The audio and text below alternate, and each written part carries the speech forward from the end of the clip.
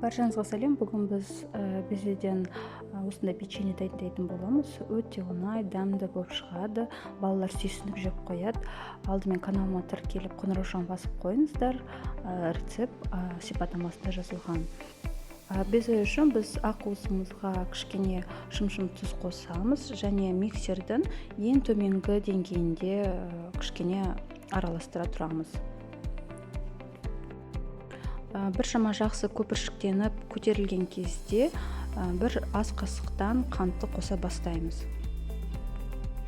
Барлық қантымызды қосып болғаннан кейін 10-15 минуттай араластырамыз. Біздің беземіз массасы өте қою және өзінің формасын ұстап тұратындай болу қажет.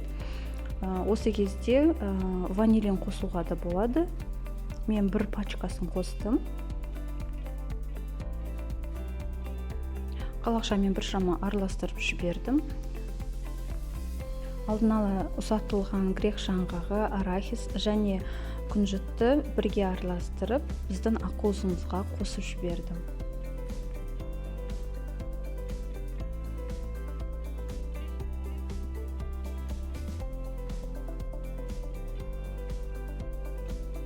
Массамыз біршама біркелкі болған кезде мен ұсатылған шоколад кәмпиттерін қостым.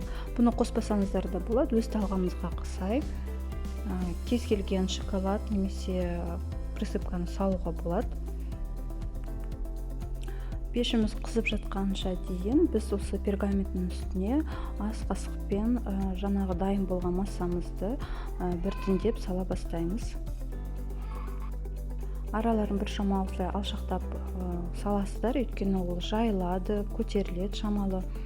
Сол себептен жабысып қалмас үшін кішкене алшақтау орналастырамыз. Пешімізді 190 градусқа қыздырамыз да 15 минутқа пісіреміз. Міне біздің печеньелеріміз дайын болды. Өте жеңіл, қарапайым. Балаларға міндетті түрде жасап көріңіздер. Көп уақыт алмайды. Және азық-түлігі де өте қарапайым. Арнама тіркелуді ұмытпаңыздар. Назарларыңызға рахмет.